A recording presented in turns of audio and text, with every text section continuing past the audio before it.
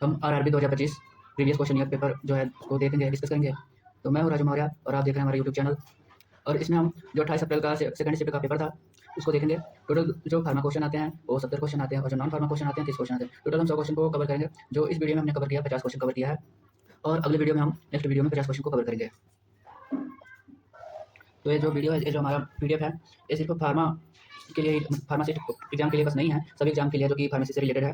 तो हम देखते हैं कंटेंट, जिसमें कि हम इस वीडियो में 50 क्वेश्चन लिए हैं। जो 70 क्वेश्चन होते हैं हमारे वो फार्मा के होते हैं, ठीक है। तो 70 क्वेश्चन हमारे फार्मा के हैं और बाकी जो 30 क्वेश्चन बचते हैं हमारे वो नॉन फार्मा का, जिसमें कि जनरल साइंस 9 नंबर के, जनरल अवेयरनेस 11 नंबर के आते हैं हमारे, जनरल अरिथमेटिक जो होते हैं और जनरल इंटेलिजेंस एंड रीजनिंग जो होता है, ये दोनों मिला के हमारे 10 नंबर का होता है। टोटल हमारा मिला के जो नॉन फार्मा का एग्जाम है वो 30 क्वेश्चन का हो जाता है, जो कि 30 नंबर का होता है। ये जो क्वेश्चन है सभी इंपॉर्टेंट क्वेश्चन है, जो कि प्रीवियस ईयर क्वेश्चन पेपर से लिया गया है। कोई भी क्वेश्चन जो ऐसा नहीं है जो कि प्रीवियस ईयर क्वेश्चन से नहीं लिया गया हो।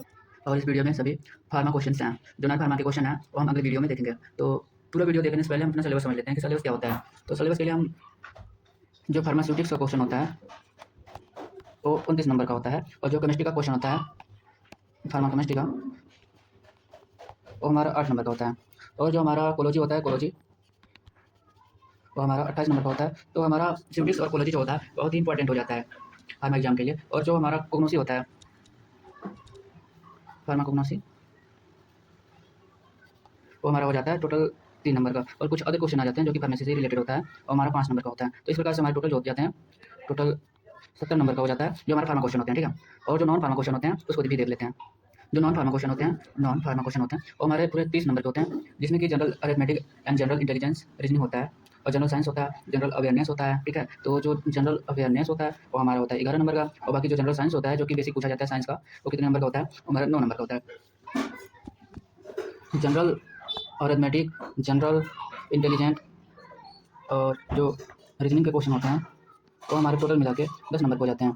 तो इस प्रकार से हमारा 10 नंबर का ये हो गया और 10 नंबर 9 नंबर का हो गया हमारा जनरल साइंस हो गया, 11 नंबर का हो जाता है हमारा जनरल अवेयरनेस। टोटल मिला के 30 होते हैं नॉन फार्मा के क्वेश्चन हो जाते हैं। तो हमारा पहला क्वेश्चन था, in determination the bioavailability systemic availability of a drug administered orally is determined by comparing it with. तो आपने पढ़ा होगा कि जो इंट्रावेनस एडमिनिस्ट्रेशन होता है ड्रग का, उसमें जो बायोबिलिटी होती है ड्रग की वो ज़्यादा होता है अदर दैन रूट की, ठीक है। अगर हम इसमें दिया है ओरली, तो यहाँ पे दिया है कि जो एडमिनिस्ट्रेशन ओरली है और जो एडमिनिस्ट्रेशन है सिस्टमिक अवेलेबिलिटी, मतलब बोल रहा है जो सिस्टमिक अवेलेबिलिटी है वो ओरली से कंपेयर करने पर किसमें ज़्यादा ड्रग का अवेलेबिलिटी होगा, बायो अवेलेबिलिटी होगा। तो हमारा ऑप्शन में है सही आंसर इंट्रावेनस आईवी रूट का जो एडमिनिस्ट्रेशन होता है ड्रग का बायो अवेलेबिलिटी होता है वो हमारा 100% होता है, ठीक है। क्योंकि जब जितना हम ड्रग देते हैं डायरेक्ट हम वेंस में देते हैं, आईवी देते हैं, तो पूरा जो ड्रग होता है हमारा वेंस में जाता है, ब्लड में जाता है, इसलिए हमारा जो बायो अवेलेबिलिटी होता है वेंस में आईवी के थ्रू वो 100% होता है। और इस वीडियो में बात आती है कि जो हमारा आईवी एडमिनिस्ट्रेशन होता है वो कितने डिग्री पे होती है, जो उसका डिग्री होता है कितनी डिग्री पे मतलब हम उसको इंजेक्ट करते हैं। तो हम आईवी जो एडमिनिस्ट्रेशन होता है वो 25 डिग्री पे हम उसको एडमिनिस्ट्रेशन करते हैं, ठीक है। और जो हमारा आईएम होता है, आईएम को हम करते हैं 90 डिग्री पे। और जो सबकुटेनियस होता है उसे हम 45 डिग्री पे एडमिनिस्ट्रेशन करते हैं। और जो हमारा इंट्राडर्मल होता है, इंट्राडर्मल, उसको हम 10 से 15 डिग्री पर एडमिनिस्टर करते हैं। तो हमारे इस क्वेश्चन का राइट आंसर हो जाएगा इंट्रावेनस एडमिनिस्ट्रेशन। जो हमारा सेकंड क्वेश्चन था वो था ASUTTAV स्टैंड फॉर, मतलब कि जो ये है इसका फुल फॉर्म पूछ रहा है, इसका फुल फॉर्म क्या हो जाएगा ASUTTAV का। तो इसका सही आंसर हो जाएगा आयुर्वेदिक सिद्धा एंड यूनानी ड्रग टेक्निकल एडवाइजरी बोर्ड, ठीक है। तो इस क्वेश्चन का राइट आंसर हो जाएगा आयुर्वेदिक सिद्धा यूनानी बोर्ड। तीसरा क्वेश्चन हमारा क्या, what is the full form of MFR। MFR का फुल फॉर्म पूछ रहा है, तो इसका सही आंसर हो जाएगा मास्टर फार्मूला रिकॉर्ड। क्वेश्चन तो बहुत सारे हैं ऑप्शन में, लेकिन जो सही क्वेश्चन का आंसर है उसी को हम देखेंगे। इसका जो आंसर है मास्टर फार्मूला रिकॉर्ड हो जाएगा। अब मास्टर फार्मूला रिकॉर्ड में क्या रिकॉर्ड करते हैं, क्या डाटा कलेक्ट करते हैं, ये आप बताएंगे। हमारा नेक्स्ट क्वेश्चन है, ethylene oxide gas sterilisation requires. पूछ रहा है इसमें जो इथाइलिन ऑक्साइड गैस होता है वो किस स्टरलाइजेशन के लिए रिक्वायर होता है। तो हाईली ह्यूमिडिटी, जहाँ पे हाईली ह्यूमिडिटी होता है उसके लिए, और जो सील्ड चैम्बर होता है वहाँ पे हम स्टरलाइजेशन के लिए इथाइलिन ऑक्साइड का प्रयोग करते हैं। तो हमारा राइट आंसर हो जाएगा humidity, high humidity and sealed chamber. तो हमारा नेक्स्ट क्वेश्चन है, अंडर द फार्मेसी एक्ट 1948 वो constitute the state pharmacy council. तो इस क्वेश्चन पूछ रहा है कि जो फार्मेसी एक्ट 1948 है वो स्टेट फार्मेसी काउंसिल को कौन कंस्टिट्यूट करता है, कौन बनाता है। तो हमारा जो ऑप्शन था उसमें का सही ऑप्शन हो जाएगा इलेक्टेड फार्मासिस्ट एंड गवर्नमेंट, मतलब जो कि फार्मासिस्ट इलेक्टेड होते हैं, इलेक्टेड होते हैं और जो गवर्नमेंट होता है उसको, वो जो होते हैं इस स्टेट फार्मेसी काउंसिल को बनाते हैं, कंस्टिट्यूट करते हैं, ठीक है। और जो हमारा फार्मेसी काउंसिल होता है, PCI होता है, वो 3 मेंबर से मिलकर बना होता है, जिसमें कि इलेक्टेड मेंबर होते हैं, नॉमिनेटेड मेंबर होते हैं और एक्स ऑफिशियो मेंबर से मिलकर बना होता है। एक्स ऑफिशियो में जो होता है जो गवर्नमेंट बॉडी होती है वो काम करती है, इलेक्टेड में होता है जो कि इलेक्ट किया जाता है फार्मासिस्ट। नेक्स्ट क्वेश्चन है क्वाटरनरी अमोनियम कंपाउंड्स आर। इसमें जो पूछ रहा है कि क्वाटरनरी अमोनियम कंपाउंड्स जो है वो क्या है, तो हमारे ऑप्शन में सही ऑप्शन था केटाइनिक सर्फेक्टेंट। ये जो क्वाटरनरी अमोनियम कंपाउंड्स है वो हमारा केटाइनिक सर्फेक्टेंट होता है। सर्फेक्टेंट के चार प्रकार होते हैं मेनली, क्या क्या उसको हम जान लेते हैं। एक तो होता है केटाइनिक सर्फेक्टेंट होता है, एनायनिक होता है, और थर्ड जो होता है नॉन आयनिक होता है, और चौथा आप बताएंगे। तो यहाँ पे जो हमारे सर्फेक्टेंट के क्लासिफिकेशन है, चार प्रकार के क्लासिफिकेशन में डिवाइड किया गया है। जो हमारा पहला होता है केटाइनिक सर्फेक्टेंट होता है, दूसरा जो होता है हमारा नॉन सर्फेक्टेंट होता है, और तीसरा जो होता है हमारा एनायनिक होता है, और चौथा जो होता है चौथा आप बताएंगे कमेंट में। नेक्स्ट क्वेश्चन हमारा है global acceptance of herbal drug standard is facilitated bye. मतलब कि पूछ रहा है कि ग्लोबल एक्सेप्टेंस जो होता है हर्बल ड्रग स्टैंडर्ड का किसके द्वारा फैसिलिटेट किया जाता है, किसके द्वारा। तो हमारा सही आंसर हो जाएगा ICH हार्मोनाइजेशन इफोर्ट्स। जो हमारा सही ऑप्शन हो जाएगा ये होगा, ICH हार्मोनाइजेशन इफोर्ट होगा। तो ICH का फुल फॉर्म क्या होता है, ICH का फुल फॉर्म जो हो जाता है Indian conference and harmonisation, Indian conference and harmonisation. जो ICH गाइडलाइंस होता है, इस गाइडलाइंस में क्या क्या देखते हैं हम। पहला तो देखते हैं क्वालिटी, दूसरा क्या देखते हैं, दूसरा हम देखते हैं ड्रग का सेफ्टी देखते हैं, तीसरा क्या देखते हैं उसका इफिकेसी क्या है, चौथा क्या देखते हैं, चौथा देखते हैं मल्टी डिसिप्लिनरी। ठीक है, तो हमारा जो ICH गाइडलाइंस है उसमें चार चीज़ देखते हैं। पहला क्वालिटी देखते हैं, दूसरा सेफ्टी देखते हैं, तीसरा इफिकेसी देखते हैं, चौथा क्या देखते हैं मल्टी डिसिप्लिनरी देखते हैं। अब जो हमारा क्यू है क्वालिटी, ICH गाइडलाइंस के जो अंतर्गत क्वालिटी आता है, उसमें जो क्यू है वो कितने पार्ट में डिवाइड किया गया है। तो टोटल हम यहाँ पे 7 पार्ट देखेंगे, सेवन पार्ट देखेंगे उसका, Q1 से Q7 तक, ठीक। Q1, Q2, Q3, Q4। तो हमारा जो Q1 होता है, Q1 क्या देखते हैं, स्टेबिलिटी देखते हैं, किसी भी ड्रग का स्टेबिलिटी देखते हैं। और दूसरा जो होता है Q2 में क्या देखते हैं, एनालिटिकल वैलिडेशन देखते हैं, एनालिटिकल वैलिडेशन। Q3 में क्या देखते हैं, Q3 में इम्प्योरिटी, किसी भी ड्रग का जो इम्प्योरिटी होता है उसको हम देखते हैं ICH गाइडलाइंस के अंतर्गत। Q4 में क्या करते हैं, Q4 में हम देखते हैं मतलब फार्माकोपिया से रिलेटेड है ये Q4 फार्माकोपिया। Q5 में क्या देखते हैं, Q5 में बायोटेक्नोलॉजी देखते हैं। अब इसका जो ट्रिक होगा याद करने का वो हम देखेंगे। बायोटेक्नोलॉजी हो गया हमारा। Q6 में क्या होता है, Q6 में हम देखते हैं स्पेसिफिकेशन। और Q7 में क्या देखते हैं, GMP का फुल फॉर्म क्या है, गुड मैन्युफैक्चरिंग। नेक्स्ट क्या हो जाएगा, इस हमारा हो जाएगा प्रैक्टिस, गुड मैन्युफैक्चरिंग प्रैक्टिस। ये जो होता है गुड मैन्युफैक्चरिंग प्रैक्टिस होता है Q7 के अंतर्गत आता है। Q7 किस में आता है, Q7 जो आता है ICH गाइडलाइंस के अंतर्गत आता है। ICH गाइडलाइंस Q7 किस में आता है, Q में आता है, जिसमें हम क्वालिटी देखते हैं। ठीक है, अब बात है क्वालिटी किस में देखते हैं, तो क्वालिटी हम Q1 में देखते हैं। ICH गाइडलाइन का जो Q है उसमें हम क्वालिटी देखते हैं। अब इसको याद करने का ट्रिक क्या है, Q1 का Q1 में क्या आता है फर्स्ट, हम इसको 1 को फर्स्ट लिखते हैं, फर्स्ट मतलब यह सारा, इससे हो जाएगा स्टेबिलिटी हो जाएगा Q1 का। Q2 में क्या आता है, Q2 के हम क्या बोलते हैं सेकेंड एंड। इसमें भी देखिए क्या आता है इसका एनालिटिकल वैलिडेशन। ठीक है, अब देखिए जो Q3 है हमारा, Q3 ऐसे पढ़ेंगे आप Q3, तो इसमें क्या आ रहा है, E आ रहा है, तो इससे E से हो जाएगा इम्प्योरिटी। Q3 वाले में हम इम्प्योरिटी देखते हैं। अब जो हमारा Q4 है, Q4 में क्या आता है, 4 से क्या हो जाएगा, फार्माकोपिया हो जाएगा। ठीक है, फार्माकोपिया याद करने का सबसे अच्छा ट्रिक है Q4 से फार्माकोपिया। Q5 जो है, Q5 आपको अपने से याद करना पड़ेगा, इसका मतलब होता है बायोटेक्नोलॉजी। Q6 का क्या होता है, Q6 देखिए 6 के शुरू में क्या आता है, S आता है। ठीक है, शुरू में 6 के शुरू में आता है S आता है, तो S से क्या हो जाएगा हमारा स्पेसिफिकेशन। और हमारा आता है Q7। अब Q7 आप लिखेंगे ऐसे, तो ये वाला जो पार्ट लिखा हमने अभी को, इसको देखेंगे ऐसे बनता है ऐसे। तो इससे क्या होता है कि हम जी बनाते हैं, तो ये वाला जो पार्ट होता है, कलर चेंज करके बताता हूँ। ये जो पार्ट होता है, ये देखिए आपको क्या आ रहा है, जी में 7 आ रहा है, 7 से क्या हो गया Q7। ठीक है, Q7 तो Q7 में हमारा आता है, ये जी बनाएंगे, जी में 7 आ रहा है, तो GMP गुड मैन्युफैक्चरिंग प्रैक्टिस, ऐसे हम पूरा याद कर लेंगे।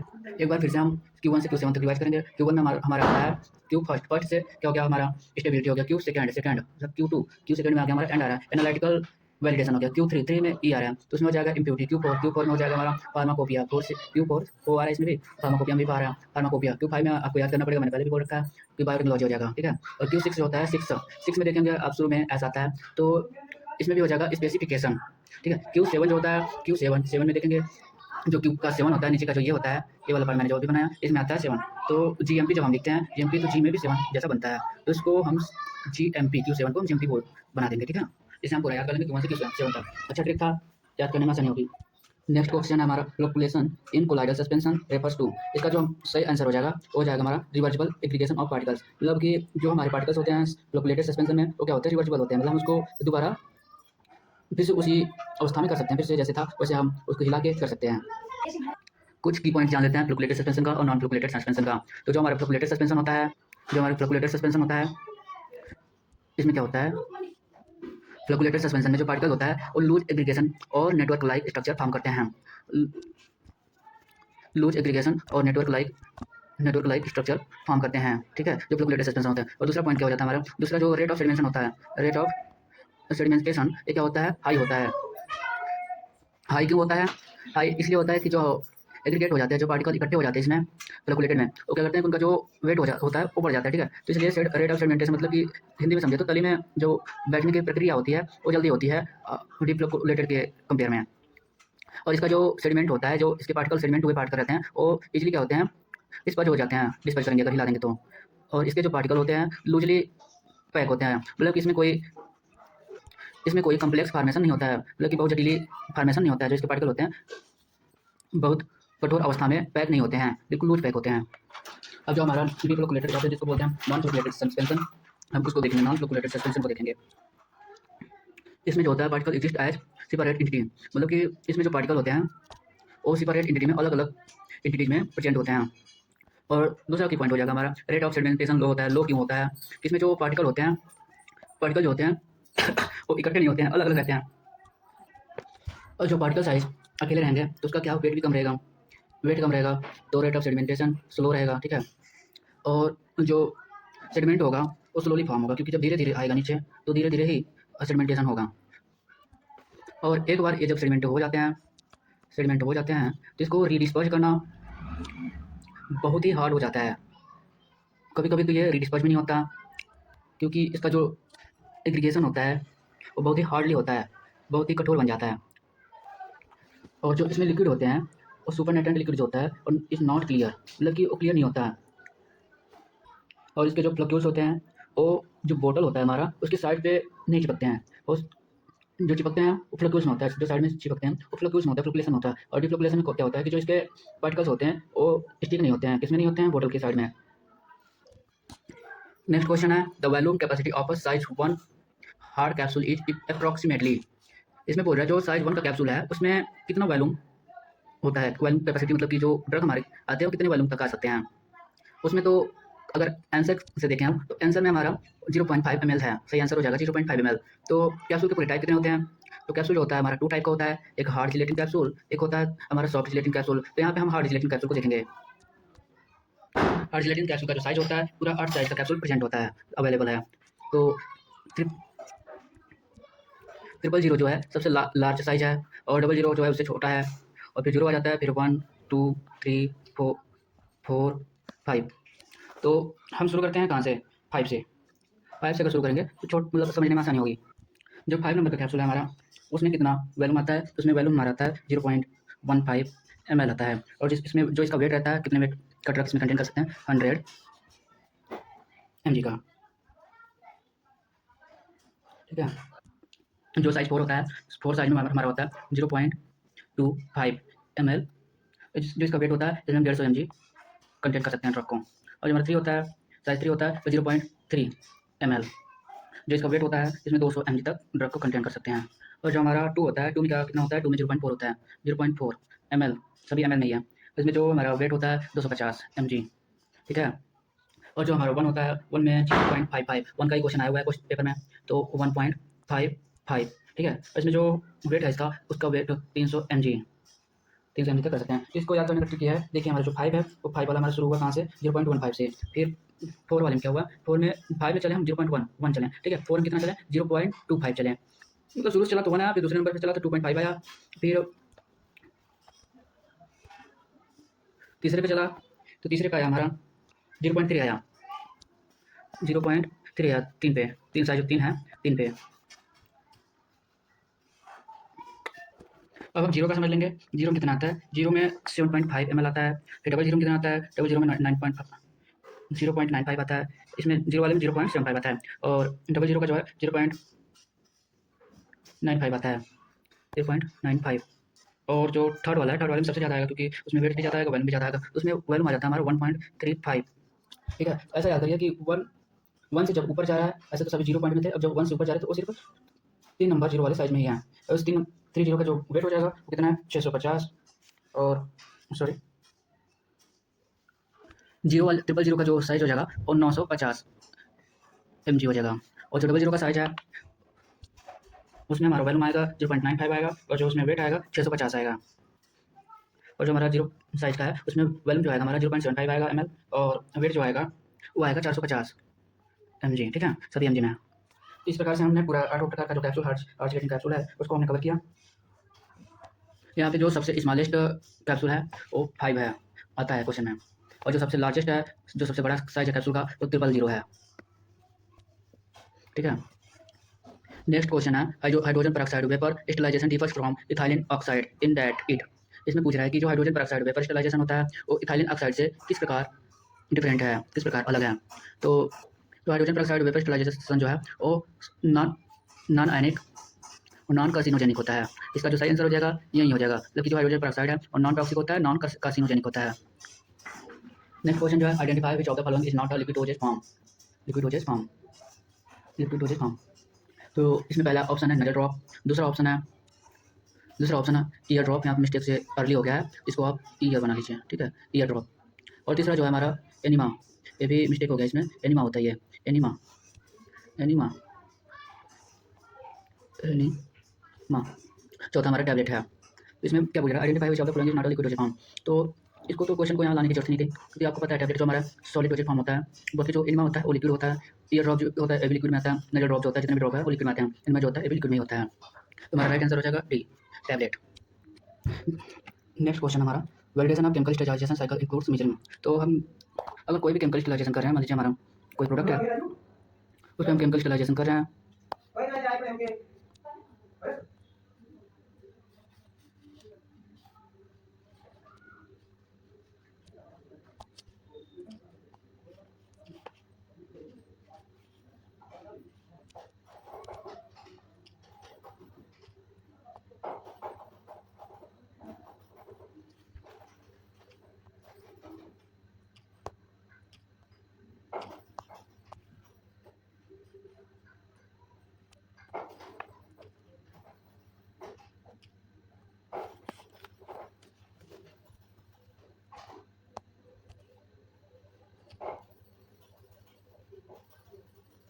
तो गाइस स्क्रीन काम नहीं कर रहा था इसलिए थोड़ा टाइम लग गया।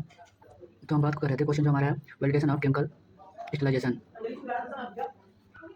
जो हमारा केमिकल स्टेलाइजेशन होता है, chemical sterilisation cycles include measuring.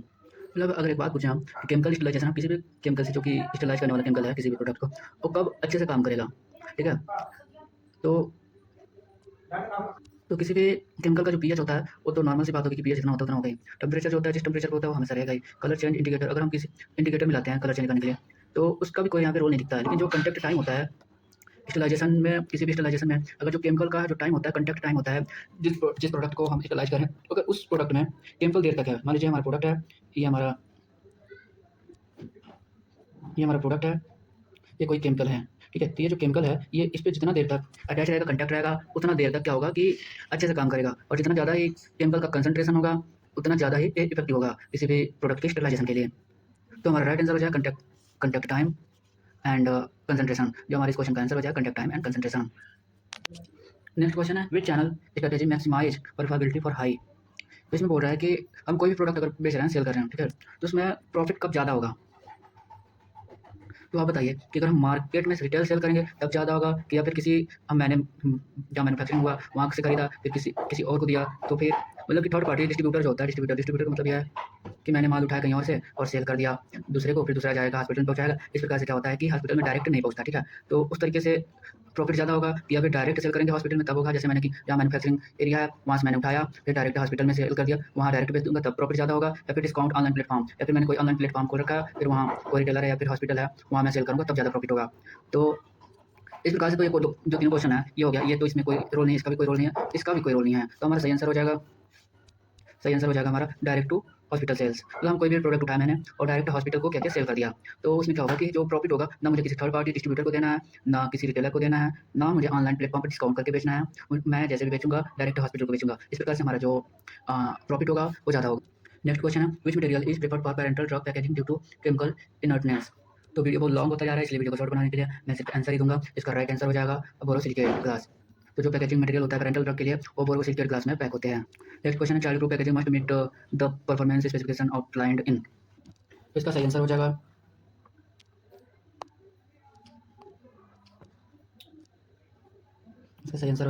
CFR। इसका फुल फॉर्म होता है कोड ऑफ फेरल रेगुलेशन।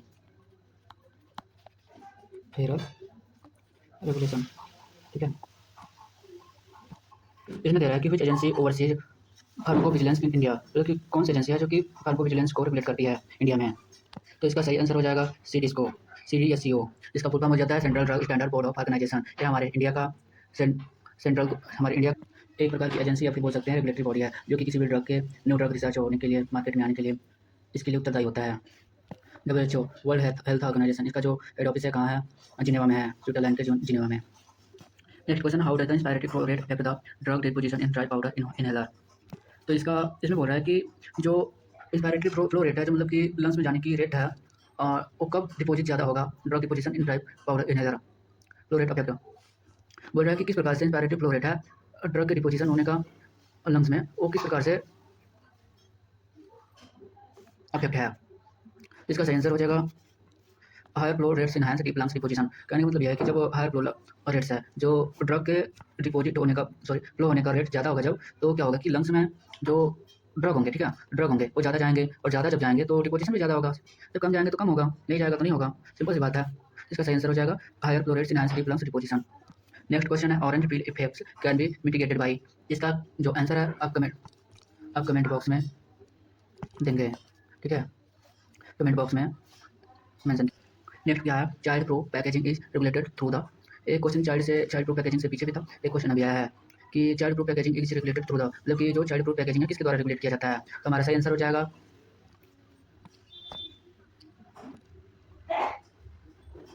हमारा पॉइजन प्रिवेंशन पैकेजिंग एक्ट। ये जो पॉइजन प्रिवेंशन पैकेजिंग एक्ट होता है, ये जो होता है चाइल्ड प्रूफ पैकेजिंग के लिए उत्तरदायी होता है, यही रेगुलेट करता है। नेक्स्ट क्वेश्चन है हमारा, how is bio equivalence statistically evaluated. इसका जो राइट आंसर हो जाएगा वो हो जाएगा हमारा एनालिसिस ऑफ वेरिएंस, एनेवा, ठीक है, नहीं हो जाएगा। Next question, which of the following governing body is constituted every 5 years by the central government. इसका क्वेश्चन आंसर जो है आप अलग लिख ही रहा है, इसका आंसर हो जाएगा हमारा फार्मेसी काउंसिल ऑफ इंडिया। जो PCI होता है वो एक गवर्निंग बॉडी होता है जो कंस्टिट्यूट करता है हर प्रत्येक 5 साल में सेंट्रल गवर्नमेंट के द्वारा। जो PCI होता है गवर्नमेंट के द्वारा, सेंट्रल गवर्नमेंट के द्वारा हर 5 साल में कंस्टिट्यूट मतलब बनाया जाता है, इस तरह समझा, ठीक है। तो PCI होता है हर 5 साल में फिर से दोबारा कंस्टिट्यूट किया जाता है। अब ड्रग इंस्पेक्टर क्या होता है, एक कमेंट बॉक्स में बताएं आप। नेक्स्ट क्वेश्चन है, if orally administered osmotic pump is an example of. तो कह रहा है ओरली एडमिनिस्टर्ड ऑस्मोटिक पंप जो होता है किसका एग्जांपल है। ऑस्मोटिक पंप जो होता है किस ड्रग को धीरे धीरे रिलीज करता है, ठीक है, वो बहुत स्लोली रिलीज करता है ड्रग को, तो हम बोल सकते हैं कंट्रोल ड्रग डिलीवरी सिस्टम का एक एग्जांपल है ये। तो इसका राइट आंसर हो जाएगा हमारा question number D, control drug delivery system. Next question है, अकॉर्डिंग टू क्वालिटी गाइडलाइंस के अंतर्गत Q2 क्या है। इसका आंसर आप कमेंट में देंगे, ठीक है, क्योंकि मैंने पीछे बता रखा है, इसका आंसर आप कमेंट में देंगे। नेक्स्ट क्वेश्चन है, phase 2 of equipment validation refers to. इसका राइट आंसर हो जाएगा process validation phase. A person is eligible for pharmacy registration if he और सी, मतलब कोई पर्सन है फार्मेसी काउंसिल में रजिस्ट्रेशन के लिए कब एलिजिबल होगा। तो इसका भी जो आंसर है वो कीजिए, आप पढ़ के दे सकते हैं, तो इसका भी आंसर आपको कमेंट बॉक्स में देंगे, ठीक है।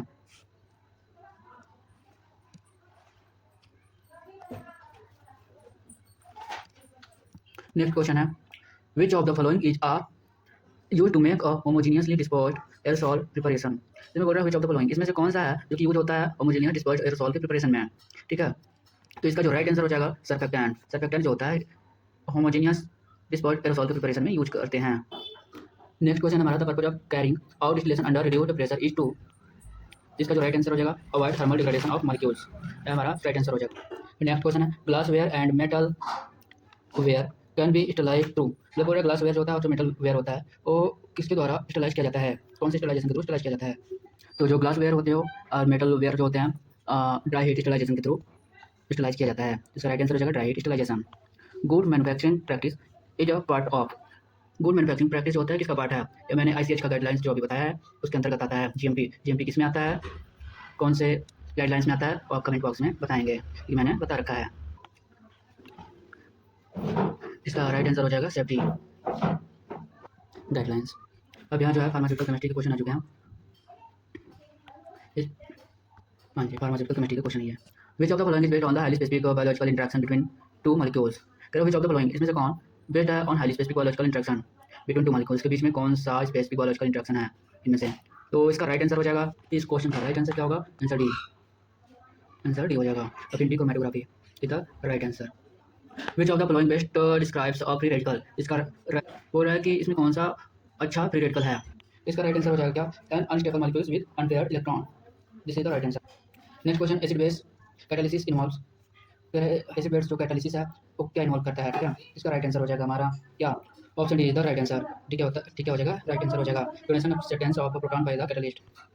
Next question, in an exothermic reaction enthalpy is, इस क्वेश्चन का राइट आंसर हो जाएगा, तो इसका जो राइट आंसर हो जाएगा ओनली नेगेटिव हो जाएगा।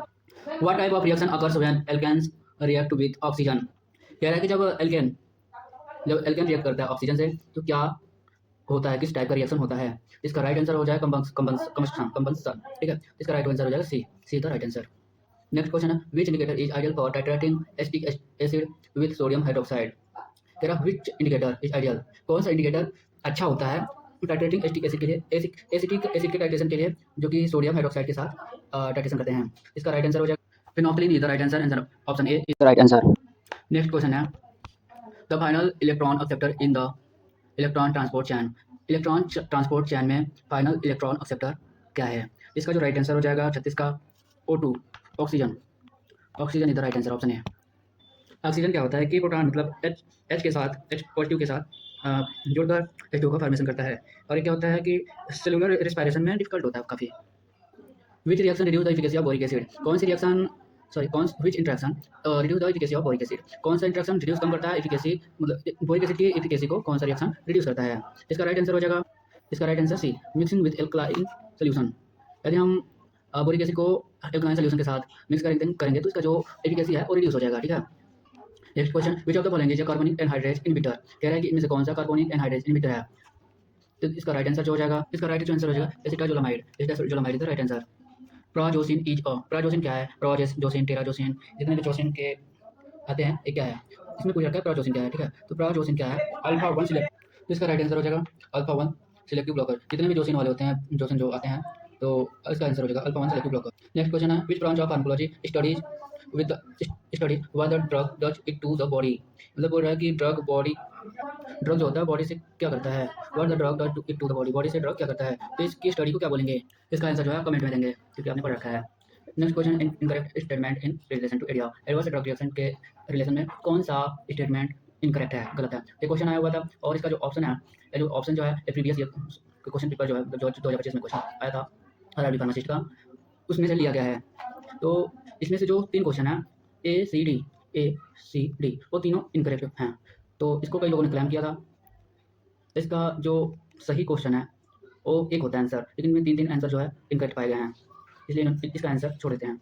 एरिया के बारे में आप पढ़ लेना अपने बुक से, गूगल से, यूट्यूब से, कहीं से भी, और इसका जो आंसर है आप खुद ही चूज कर लोगे। नेक्स्ट क्वेश्चन है, a combination of aspirin and paracetamol is said to have, मतलब बोल रहा है कि एस्पिरिन और पैरासिटामोल के कॉम्बिनेशन को क्या बोलेंगे, ठीक है। इसमें देखिए क्या होता है कि ये सुप्रा एडिटिव ड्रग कॉम्बिनेशन होता है, एडिटिव ड्रग कॉम्बिनेशन होता है, 2 टाइप का ड्रग कॉम्बिनेशन होता है। तो जब ड्रग का मान लीजिए एस्पिरिन और पैरासिटामोल को मैंने मिलाया, या फिर दूसरा कोई ड्रग ले लीजिए कि 2 ड्रग मैंने मिलाया, जब उसका एक्शन जो होता है कि इन दोनों के एक्शन से ज़्यादा आए, एडिटिव एक्शन आया, तो हम उसको सुप्रा एडिटिव बोलते हैं। जबकि जैसे मैंने एक और एक को ऐड किया तो 2 होना चाहिए था, लेकिन जब वो 3 आ जाए, मतलब बोलने का मतलब यह है कि जितना आना चाहिए एक्शन उससे ज़्यादा आए तो हमारा सुप्रा एडिटिव में आता है। और एडिटिव में क्या होता है कि एस्पिरिन हो गया और पैरासिटामोल हो गया, इसको मैंने ले लिया, तो यहाँ पे एस्पिरिन है, ये पैरासिटामोल है। एस्पिरिन का क्या काम है, जो काम है अपना कर रहा है, और पैरासिटामोल का जो काम है वो भी अपना कर रहा है। यहाँ पे कोई मतलब कि एक साथ मिलने पर कोई एक्स्ट्रा एनर्जी बोल सकते हैं, एक्स्ट्रा जो पावर नहीं दिख रहा है, जितना इसका जो काम था, जो इसका काम था वही कर रहा है, तो इसको क्या बोलेंगे, एडिटिव बोलेंगे। यही मान लीजिए कि कोई ड्रग, एक ड्रग यहाँ था, एक ड्रग यहाँ पे है, तो इसका 2 ड्रग को मिलाने पर इसका पावर बढ़ जा रहा है। मतलब कि जैसे हमारा है, एक एग्जाम्पल है, मान लीजिए यहाँ पे 2 ड्रग है, इसको मैंने कलर चेंज कर दिया, एक ड्रग है, एक ड्रग ये है, ठीक है। इसको हम ये मान लेते हैं, इसको बी मान लेते हैं। तो क्या करते हैं कि मान लीजिए एक एंटीबायोटिक है जो कि इसका एक्शन है क्या है, बैक्टीरियोस्टैटिक है, स्टैटिक है, इसका भी अलग अलग देने पे स्टैटिक आ रहा है। तो ये जब मैंने इकट्ठा कर दिया क्या साइडल आया, ठीक है। मतलब ये है कि ये पहले तो स्टैटिक आ रहा था एक्शन, अब दोनों के इकट्ठा देने पे साइडल आ गया,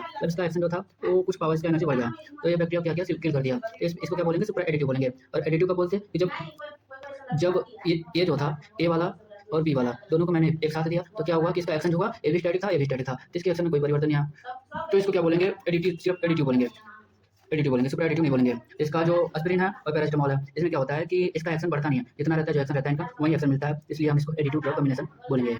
नेक्स्ट क्वेश्चन है meiosis result in that number of cells are formed. तो बोलने का है कि कितने नंबर का सेल फॉर्म होते हैं मियोसिस में, तो इसका राइट आंसर हो जाएगा 4। ठीक है, 4 नंबर में ये मियोसिस का फॉर्मेशन होता है। Next question cartilaginous framework of external nose is made up of. बोल रहा है जो एक्सटर्नल नोज होता है उसका जो कार्टिलेजिनियस फ्रेमवर्क होता है वो किससे मेड होता है, इसका राइट आंसर हो जाएगा हाइलिन कार्टिलेज से बना होता है। Cell death which is called by the tissue injury in known as. बोल रहा है कि इसमें जो सेल डेथ होता है जो कि टिश्यू की इंजरी से होता है उसको क्या बोलते हैं, तो उसको बोलेंगे नेक्रोसिस। ठीक है, इसका राइट आंसर नेक्रोसिस हो जाएगा। और जब नॉर्मल सेल डेथ होता है तो उसको क्या बोलते हैं, उसको एपोप्टोसिस बोलते हैं। और फैगोसाइट क्या होता है, फैगोसाइट जो होता है कि जो एक सेल दूसरे सेल को इंगल्फ कर लेता है, ईट कर लेता है। नेक्स्ट क्वेश्चन है the study of the poisonous effect of drug is known as. Poisonous effect, drug के पॉइजनस इफेक्ट को क्या बोलते हैं, उसकी स्टडी को क्या बोलते हैं, तो उसकी स्टडी को टॉक्सिकोलॉजी बोलते हैं। इसलिए the right answer which of the following is an anti hyperlipidemic drug. बोल रहा है कि इसमें से कौन सा ऐसा ड्रग है जो कि हाइपरलिपिडेमिक ड्रग है, जो कि हाइपरलिपिडेमिक ड्रग में के रूप में यूज होता है। इसका राइट आंसर हो जाएगा lovastatin. Option D is the right answer. Lovastatin क्या होता है कि हाइपरलिपिडेमिक ड्रग है जो कि लिपिड को कंट्रोल करता है। लिपिड दो प्रकार के होते हैं, एक एसेंशियल एक non essential. Low density lipid LDL, high density lipid HDL. Non competitive antagonist differ from competitive antagonist by. कह रहा नॉन कॉम्पिटिटिव एंटागोनिस्ट जो होता है वो कॉम्पिटिटिव एंटागोनिस्ट से इस प्रकार डिफर है, मतलब अलग है। तो इसका राइट आंसर हो जाएगा option A is the right answer, reduced maximal response even at high agonist doses. Next question serotonin syndrome is the most likely caused by combining selective serotonin reuptake inhibitor with. तो इसका right answer हो जाएगा monoamine oxidase inhibitor. Option A is the right option. Next question which of the following is a plasma volume expander. Plasma volume expander क्या है इनमें से, human albumin. Human albumin जो होता है प्लाज्मा वॉल्यूम एक्सपेंडर होता है, एक प्रकार का प्रोटीन होता है ये, जो कि ह्यूमन के ब्लड में प्रेजेंट होता है। विटामिन के क्या होता है, विटामिन के वसा में घुलनशील विटामिन है जो ब्लड के कोआगुलेशन में वर्क करता है। Thanks for watching this video, next part coming soon and check the description for next video.